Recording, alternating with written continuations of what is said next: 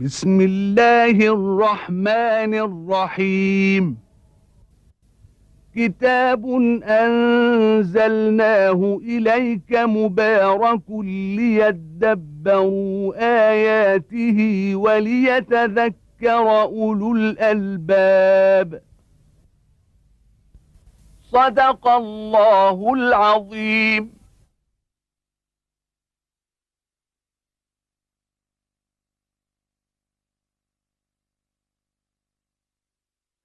الحمد لله رب العالمين الرحمن الرحيم مالك يوم الدين، والصلاة والسلام على عبده ورسوله الأمين سيدنا ونبينا محمد وعلى آله وأصحابه ومن اهتدى بهديه وعمل بسنته إلى يوم الدين. وبعد، فيقول الله تبارك وتعالى: وإذا أنعمنا على الإنسان أعرض ونأى بجانبه وإذا مسه الشر كان يئوسا قل كل يعمل على شاكلته فربكم أعلم بمن هو أهدى سبيلا ويسألونك عن الروح قل الروح من أمر ربي وما أوتيتم من العلم إلا قليلا ولئن شئنا لنذهبن بالذي أوحينا إليك ثم لا تجد لك به علينا وكيلا إلا رحمة من ربك إن فضله كان عليك كبيرا. قل لئن اجتمعت الإنس والجن على أن يأتوا بمثل هذا القرآن لا يأتون بمثله ولو كان بعضهم لبعض ظهيرا ولقد صرفنا للناس في هذا القرآن من كل مثل فأبى أكثر الناس إلا كفورا. يخبر سبحانه وتعالى أنه إذا أنعم على الإنسان قال: وإذا أنعمنا على الإنسان أعرض ونأى بجانبه. وهذا شأن الإنسان الكافر، فإن الله تبارك وتعالى ينعم عليه بشتى النعم، ولكنه يعرض عن ربه وإلهه ومولاه سبحانه وتعالى. أعرض أي عن الحق، ونأى ابتعد، بجانبه يعني بجانبه عن الحق. وهذا تصوير نأي الكافر عن الصراط المستقيم وعن دعوة الله تبارك وتعالى إليه بالإيمان والعمل الصالح. قال: وإذا مسه الشر كان يئوسا. وإذا مسه، والمس هو أدنى الإصابة، الشر أي شر، كان يئوسا قنوطا قاطع الأمل في أن ينتهي هذا الشر منه. وهذا كقول الله تبارك وتعالى: إن الإنسان خلق هلوعا إذا مسه الشر جزوعا وإذا مسه الخير منوعا. وإذا أنعمنا على الإنسان أعرض ونأى بجانبه وإذا مسه الشر كان يئوسا. ولا يخرج عن هذا الخلق إلا أهل الإيمان، فإن المؤمن إذا أنعم الله تبارك وتعالى عليه بالنعمة فإنه يرد ذلك إلى الله تبارك وتعالى، يمتلئ قلبه شكرانا لله تبارك وتعالى وتعظيما له. وكذلك إذا مسه شر فإنه يستشرف رحمة الله تبارك وتعالى، ويعلم أن ما أصابه لم يكن ليخطئه وما أخطأه لم يكن ليصيبه، وأن الله تبارك وتعالى قد اختار له الخير بذلك، وأنه سيعوضه، وأن الشر ليس هو نهاية المطاف، وإنما سيأتي بعده فرج. إن مع العسر يسرا، إن مع العسر يسرا. فحال المؤمن غير هذا الحال. الله تبارك وتعالى هنا يخبر عن حال الإنسان الكافر: وإذا أنعمنا على الإنسان أعرض ونأى بجانبه وإذا مسه الشر كان يئوسا. قال جل وعلا: قل كل يعمل على شاكلته. قل لهم كل أي منا ومنكم يعمل على شاكلته، يعمل في هذه الدنيا على شاكلته، على من هم على أشكاله.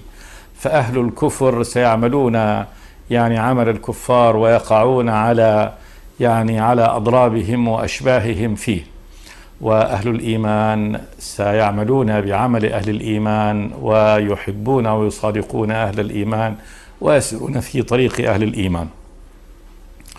وكما قيل: الطيور على أشكالها تقع. قل كل يعمل على شاكلته فربكم أعلم بمن هو أهدى سبيلا. فربكم خالقكم ومولاكم ورازقكم ومتولي شؤونكم سبحانه وتعالى وسيدكم هو أعلم بمن هو أهدى سبيلا منا ومنكم. وذلك أن هؤلاء الكفار كانوا مع كفرهم وعنادهم، وهذا يعني الله تبارك وتعالى في هذه السورة قد أتى ب سجل دائم لجرائمهم وقلة عقولهم وذهابهم إلى الشرك مع وضوح التوحيد. فومع هذا الذي كانوا فيه كانوا يظنون أنهم أهل الصراط وأهل الطريق الصحيح، وأنهم هم الذين على المنهج القويم، وأن النبي صابئ وخارج عن طريق الحق والطريق القويم. فهنا في هذا الأمر في نهاية الأمر إلزام لهم بأن يسلكوا المسلك الذي اختاروه، وسيعلمون نهاية ذلك. والله تبارك وتعالى هو أعلم بمن هو أهدى سبيلا، أي منا ومنكم. قل كل يعمل على شاكلته فربكم أعلم بمن هو أهدى سبيلا. ثم قال جل وعلا: ويسألونك عن الروح قل الروح من أمر ربي وما أوتيتم من العلم إلا قليلا. هذا نوع أيضا كذلك من أسئلتهم وتعنتاتهم للنبي صلوات الله وسلامه عليه، سؤالهم عن الروح حقيقتها. وهنا يصرفهم الله تبارك وتعالى عن هذا عن إجابة هذا السؤال بأن هذا الأمر هو من شؤون الله تبارك وتعالى، وأنه من العلم الذي استأثر الله تبارك وتعالى به ولا يطلع خلقه عليه. ويسألونك عن الروح حقيقة الروح، وهي هذا السر الإلهي الذي يكون في هذا المخلوق، فإذا خرج منه أصبح جثة هامدة يموت. ما هذه الروح؟ ويسألونك عن الروح قال جل وعلا: قل الروح من أمر ربي. من أمر ربي، أمر إما أن يكون هنا مفرد الأمور بمعنى أنه من شأن الله تبارك وتعالى، أو من أمر ربي اللي هو مفرد الأوامر، أي أنها مؤتمرة بأمر الله تبارك وتعالى.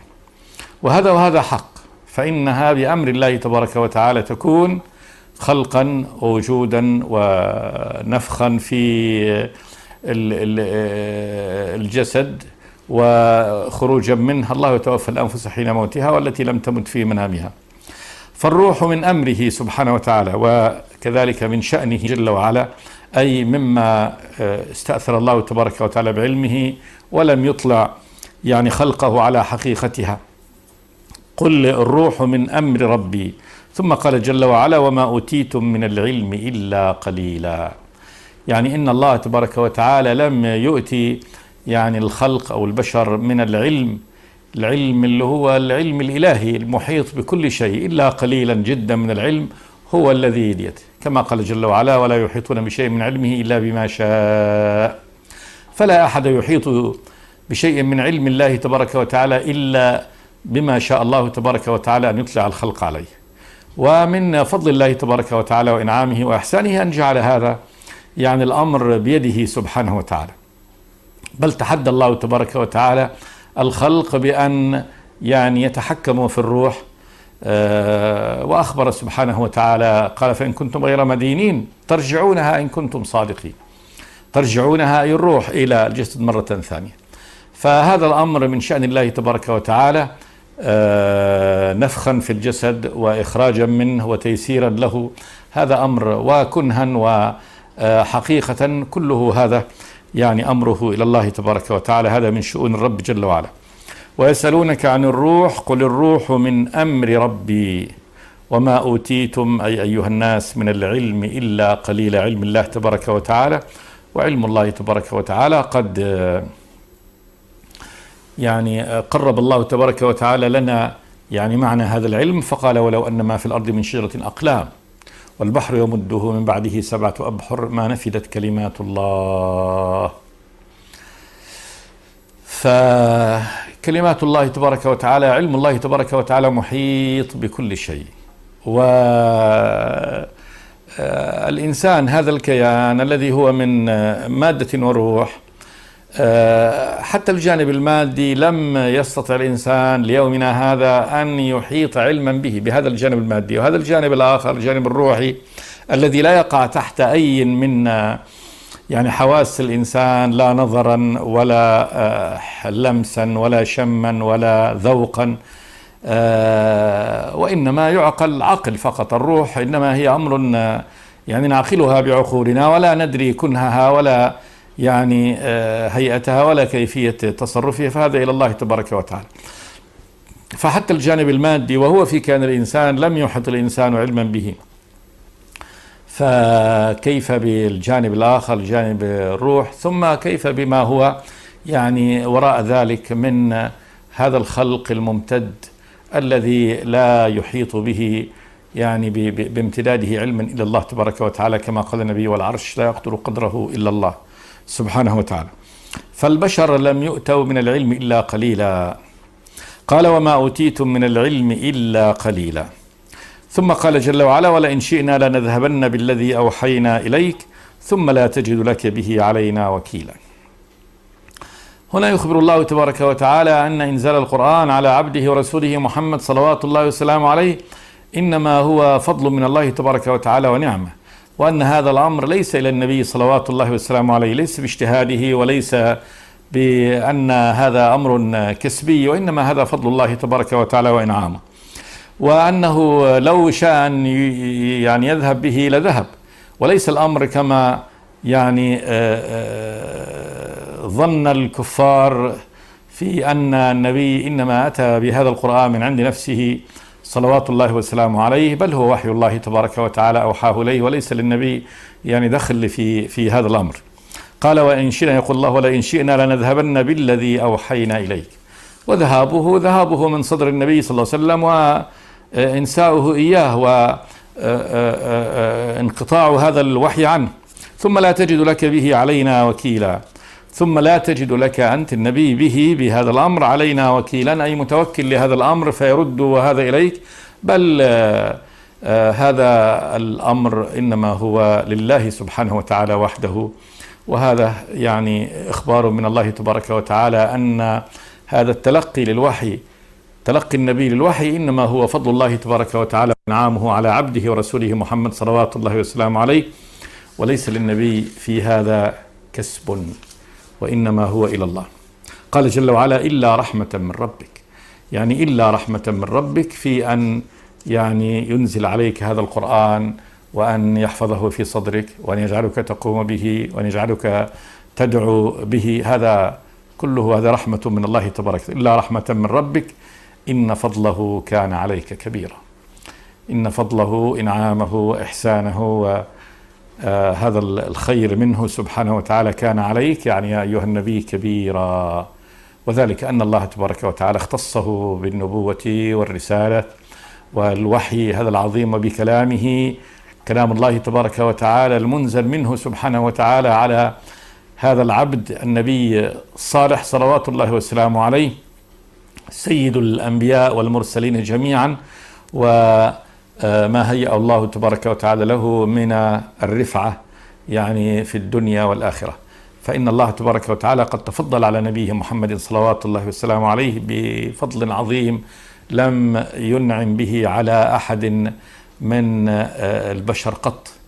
ففضل الله تبارك وتعالى على نبيه كبير، يذكره الله بهذا: إن فضله كان عليك كبيرا.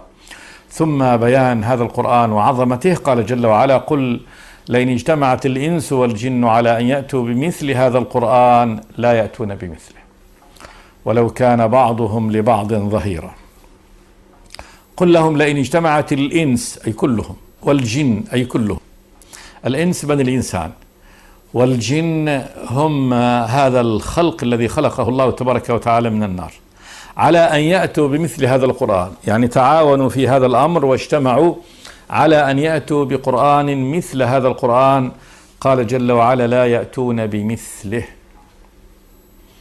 فإنه لا شك أنه تنقطع يعني قدراتهم أن يأتوا بمثل هذا القرآن في أي صورة من صور المثلية، يعني في صياغته، في حلاوته، في يعني مستوى أسلوبه هذا العربي، فإنهم يعني قد تحدى الله تبارك وتعالى يعني العرب البلغاء بأن يأتوا بسورة من السور من مثل هذا القرآن، فيستحيل لهؤلاء للخلق جميعا أن يأتوا بقرآن مثل هذا القرآن، لا يأتون بمثله ولو كان بعضهم لبعض ظهيرا، أي معين، هذا يعين هذا ويساعده ويصوغ مثل هذا القرآن، فإنهم لن يفعلوا ذلك ولو كان بعضهم لبعض ظهيرا. وهذا في الصياغة وفي الأسلوب. أما في المعاني والهداية فهذا هم أبعد من هذا بعدا عظيما جدا، فإن هذا القرآن نزل بعلم الله تبارك وتعالى، علمه بالخلق والناس سبحانه وتعالى، وعلمه بالطريق الموصلة إليه، وعلمه بكل يعني عقائد البشر وكيفية دحضها. فإن هذا القرآن قد تضمن هذه العلوم العظيمة التي يستحيل للبشر أن يتوصلوا إليها. كيف يتوصل البشر مهما كانوا والخلق مهما كانوا إلى معرفة يعني صفات الله تبارك وتعالى كما وصف نفسه، وسنن الله تبارك وتعالى في الكون والحياة، وهذه العوالم التي خلقها الله تبارك وتعالى، والحق في هذا طريق الخير، الخلق القويم والحكمة العليا، يعني ووضع الأمور كلها في نصابها الصحيح، وكذلك التشريع الصحيح في كل ما شرع الله تبارك وتعالى القائم على العدل وعلى الحق وعلى العلم. لا يستطيع البشر، لا يستطيع الخلق بشرا وجنا أن يأتوا بمثل هذا القرآن، طبعا يعني في معانيهم أبعد من هذا. قل إن اجتمعت الإنس والجن على أن يأتوا بمثل هذا القرآن لا يأتون بمثله ولو كان بعضهم لبعض ظهيرا مظاهرا معاونا. ثم قال جل وعلا ولقد صرفنا للناس في هذا القرآن من كل مثل فأبى أكثر الناس إلا كفورا. ولقد صرفنا، نوعنا للناس لما المخاطبين بهذا القرآن في هذا القرآن المنزل من الله تبارك وتعالى من كل مثل، من كل مثل من الأمثال يقرب له المعنى. فالله ضرب هناك أمثال في هذا القرآن، أمثال لذاته العلية سبحانه وتعالى مقارنة بما يعبد من دونه جل وعلا، كما قال ضرب لكم مثلا من أنفسكم هل لكم مما ملكت أيمانكم من شركاء فيما رزقناكم فأنتم فيه سواء تخافونهم كخيفتكم أنفسكم كذلك نفصل الآيات لقوم يعقلون. الأمثال التي ضربها الله تبارك وتعالى للتوحيد والشرك في شتى جوانب هذا الأمر ومسائله. المثل الذي ضربه الله تبارك وتعالى للمهتدي والضال، كيف يكون حال المهتدي وكيف يكون هو حال الضال، للحق والباطل، لمن سار على الحق ثم انتكس ما مثله. فالله ضرب الله تبارك وتعالى فيه الأمثال،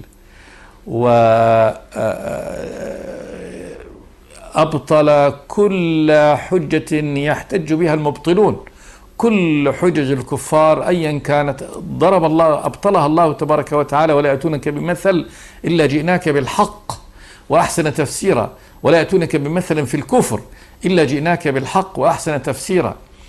وضرب الله تبارك وتعالى لهم الأمثال في عقائدهم الباطلة ومآلها وكيف تكون.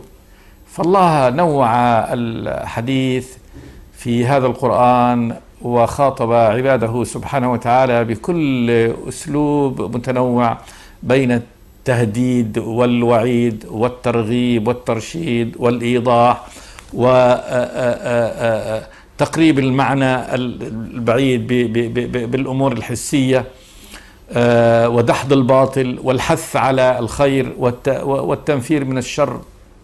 ولقد ضربنا للناس في هذا القرآن من كل مثل. قال جل وعلا فأبى أكثر الناس إلا كفورا. أبوا إلا الكفور، يعني هذا خلاص لم يريدوا يعني تصرفا وخلقا لهم إلا أن يكونوا كافرين بهذا القرآن.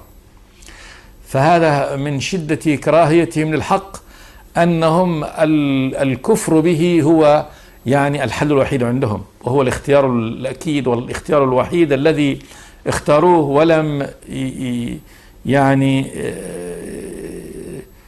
يرجحوا في اختيار آخر قط. فأبى أكثر الناس إلا كفورا، أي بالله تبارك وتعالى وبرسالاته وبكتابه. وهذه بعد ذلك صورة من صور تعنتاتهم. قال جل وعلا: وقالوا لن نؤمن لك حتى تفجر لنا من الأرض ينبوعا. وقالوا أي الكفار مشركون في مكة قالوا للنبي: لن نؤمن لك، لن التي تنفي الفعل في المستقبل، لن نؤمن لك ونصدقك حتى تفجر لنا من الأرض ينبوعا. ينبوع تفجره من الأرض ونهر يجري، أرض مكة. أو تكون لك جنة من نخيل وعنب فتفجر الأنهار خلالها تفجيرا.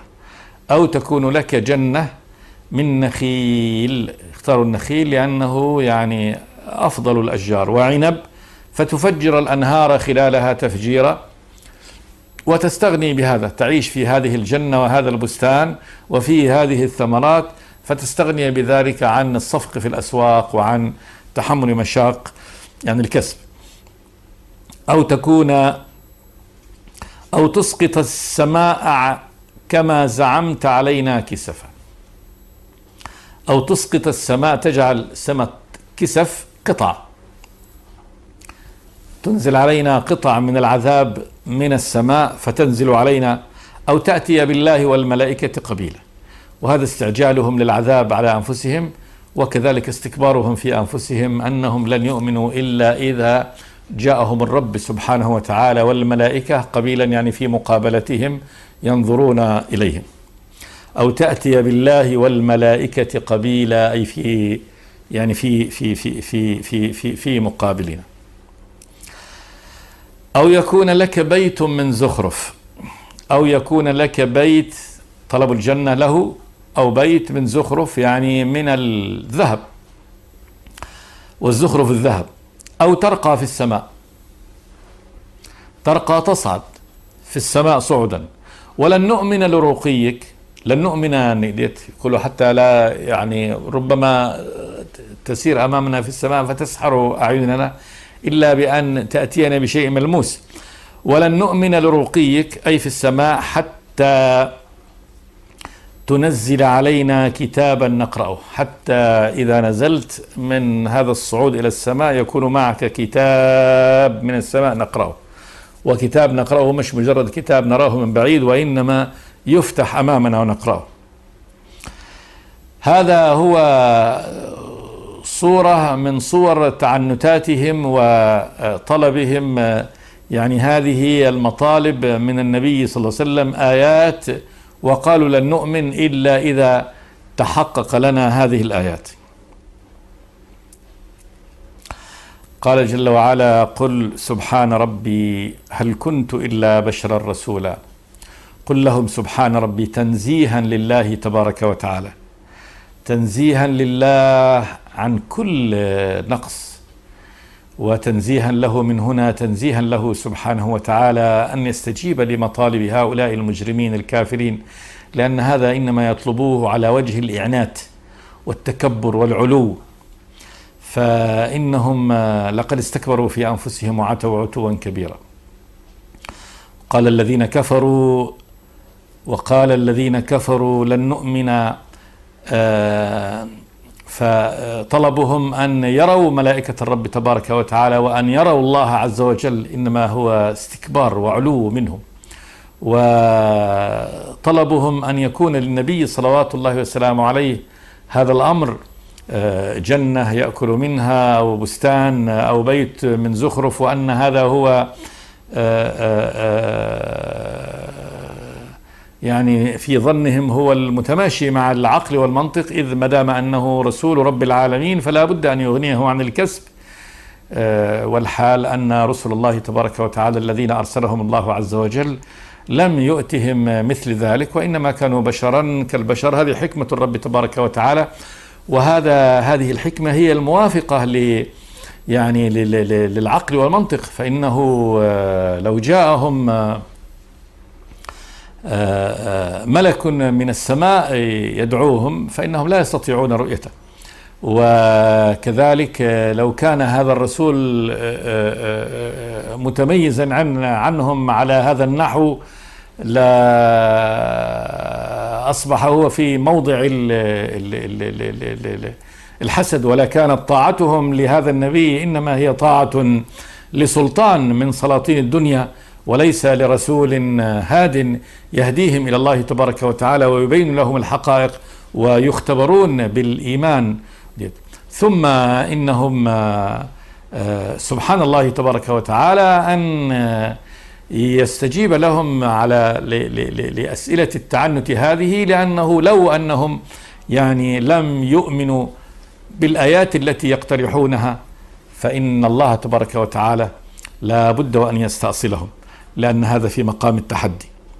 قال جل وعلا: قل سبحان ربي، تنزيها لله تبارك وتعالى عن كل نقص وشر. هل كنت إلا بشر رسولا؟ هل كنت أنا إلا بشر رسولا؟ ليس بيدي أن آتي بآية من هذه الآيات، وإنما كل هذه الآيات إنما هي بيد إلهي وخالقي ومولاي سبحانه وتعالى الذي أرسلني. هل كنت إلا بشر رسولا؟ يعني هذه كل حقيقة النبي صلى الله عليه وسلم، أنه بشر مثلهم وأنه رسول من الله تبارك وتعالى، والله أعلم حيث يجعل رسالته، ويرسل الرسل على هذا النحو الذي أرسلهم عليه. بشر يقاسون الحياة كما يقاس البشر، يمرضون ويموتون ويكسبون عيشهم كما يكسب الناس من الأمور التي يسرها الله تبارك وتعالى، ويجوعون ويحصل لهم وتجري عليهم يعني أحداث هذه الحياة من الخير والشر والضر والنفع. هذا ونبلوكم بالشر والخير فتنة وإلينا ترجعون. هذه فتجري عليهم يعني ما يجري على البشر من هذه الأحداث، وهم رسل الله تبارك وتعالى المؤيدين بالمعجزات من الرب تبارك وتعالى. أعطى الله تبارك وتعالى كل رسول ما على مثله آمن البشر. قل سبحان ربي هل كنت إلا بشرا رسولا. ثم قال جل وعلا: وما منع الناس أن يؤمنوا إذ جاءهم الهدى إلا أن قالوا أبعث الله بشرا رسولا. هذه حجة ومصيبة كل الذين كفروا من الأمم السابقة، الذي صرفهم عن الإيمان أنهم قالوا أبعث الله بشرا رسولا. سؤال للاستنكار عندهم، يستنكرون هذا ويستبعدون أن يتخذ الله تبارك وتعالى بشرا رسولا منه سبحانه وتعالى إلى الناس. قال جل وعلا: ما منع الناس أن يؤمنوا، الناس السابقين، إذ جاءهم الهدى من الله تبارك وتعالى، الهداية جاءتهم وهي عليها الدليل القائم، إلا أن قالوا أبعث الله بشرا رسولا. قال جل وعلا: قل لو كان في الأرض ملائكة يمشون مطمئنين لنزلنا عليهم من السماء ملكا رسولا. قل لو كان في الأرض ملائكة، لو أن الأرض تسكنها الملائكة يمشون عليها مطمئنين، لأنهم هذه أرضهم وهذا مكانهم وساكنون فيها. قال جل وعلا: لنزلنا عليهم من السماء ملكا رسول. فإنه لا بد أن يعني يأتيهم من هو من جنسهم يدعوهم إلى الله تبارك وتعالى. فالبشر لأنهم بشر فإن الله تبارك وتعالى يختار رسول منهم يعرفوا مخرجه ومدخله وأنه منهم، يكلمهم بلغتهم فيعرفون صدقه. أما إذا جاءهم من هو من غير جنسهم ملك يأتي البشر، كيف يعرفون أن هذا ملك وأنه جاء برسالة؟ وكيف يختبرون أمره؟ يصبح أمره بعيد عليهم. ثم إن ملك إلى الناس لا بد أن يختلف الأمر عليهم، والملائكة لا يقوى البشر على رؤيتهم ومخالطتهم. قل لو كان في الأرض ملائكة يمشون مطمئنين لنزلنا عليهم من السماء ملكا رسولا. ثم قال جل وعلا: قل كفى بالله شهيدا بيني وبينكم إنه كان بعباده خبيرا بصيرا. عودة إلى هذه الآيات إن شاء الله في الحلقة الآتية. أصلي وأسلم على عبد الله ورسوله محمد. الحمد لله رب العالمين. بسم الله الرحمن الرحيم كتاب أنزلناه إليك مبارك ليدبروا آياته وليتذكر أولو الألباب صدق الله العظيم.